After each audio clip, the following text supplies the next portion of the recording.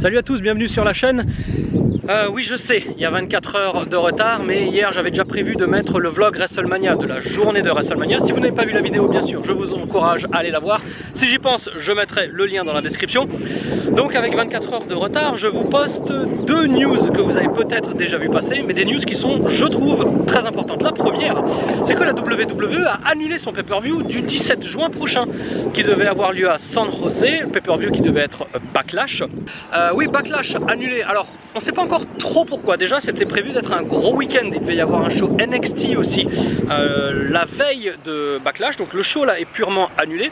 On sait qu'il y aura un show en Arabie Saoudite par contre le 7 juin, donc 10 jours avant. On se demande si c'est peut-être une annulation pour ne pas surcharger entre guillemets leur calendrier. Parce qu'ils ont eu la bonne idée cette année de ne pas faire de pay-per-view, de deuxième pay-per-view au mois d'avril. On a eu WrestleMania le 7 avril et le prochain, si je dis pas de bêtises, c'est le 19 mai avec Money in the Bank.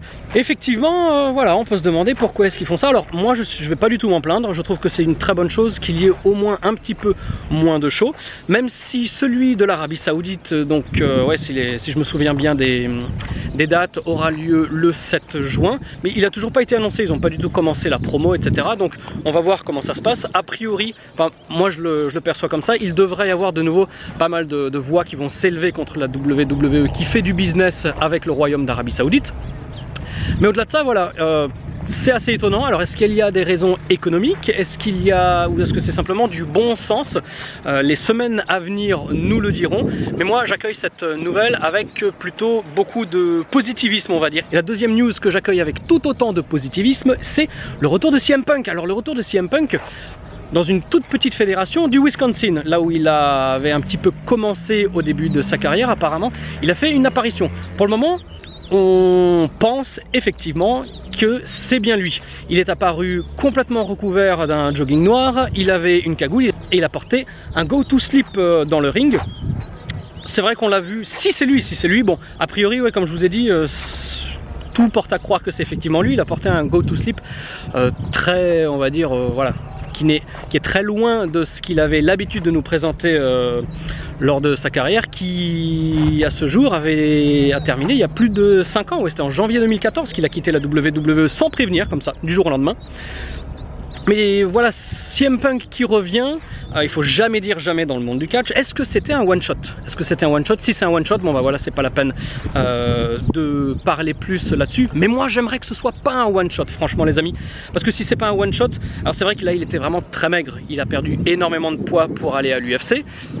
Moi ce que je voudrais c'est qu'il reprenne un petit peu de poids, une dizaine, une quinzaine de kilos, et qu'on le revoie à la AEW, parce que là ce serait un coup de malade. Il a toujours crié haut et fort qu'il ne reviendrait pas dans le monde du catch, mais là, c'est l'univers incroyable du professional wrestling, comme on dit. Et moi, ça m'excite énormément de me dire que CM Punk a fait une apparition. J'espère, je vous dis, j'espère de tout cœur que c'est pas un one shot et que Cody Rhodes et les Young Bucks et Kenny Omega et toute la clique ont réussi à le convaincre, ne serait-ce que pour quelques petites apparitions. Et je pense, les amis, qu'il faut surveiller de très près le calendrier de Double or Nothing, le show de la AEW qui aura lieu à Las Vegas le 25 mai prochain. Parce que pour moi, ce sera le premier show. Je pense pas qu'ils vont développer des storylines sur YouTube, sur la chaîne Being the Elite ou sur la chaîne liée à la promotion du show Double or Nothing. Ah, les mouches, barrez-vous. Je pense que si quelque chose de gros se passe avec CM Punk, ils vont pas faire comme Dustin Runnels, le frère de Cody Rhodes, dont la participation à Double or Nothing a été présentée sur la chaîne YouTube. S'ils font du CM Punk, s'ils arrivent à faire quelque chose qui aboutit avec CM Punk, tout porte à croire, en tout cas c'est ma conviction personnelle, ils vont le faire à Las Vegas directement lors de Double or Nothing. On va voir ce qui se passe d'ici le 25 mai. Et je croise franchement les doigts. Alors il faut pas qu'il apparaisse comme ça très diminué, parce que physiquement ça faisait voilà, il avait plus comment dirais-je son...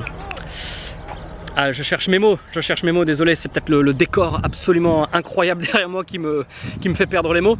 Non voilà, il faut qu'il revienne petit à petit, pas à pas, jusqu'à ce qu'il soit vraiment prêt, si tant est bien sûr qu'il refasse des apparitions récurrentes à la AEW, la All Elite Wrestling. Donc voilà les amis, ce matin je me suis réveillé, j'ai vu deux grosses news, mais j'avais déjà une vidéo prévue hier soir, donc allez, j'ai une journée de retard. J'espère que vous ne m'en voudrez pas les amis.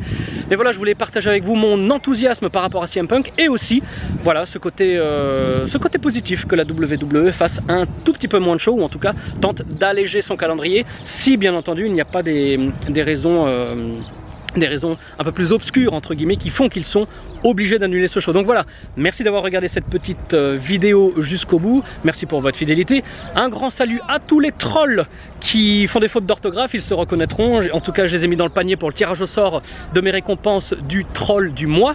Et puis voilà, pour ceux qui suivent la chaîne et qui sont des gens ouverts d'esprit et qui vont pas s'offusquer parce que je tourne mes vidéos où je parle de catch dans d'autres pays, parce que c'est mon quotidien et je l'aime beaucoup, et ceux à qui ça ne plaît pas, eh bien...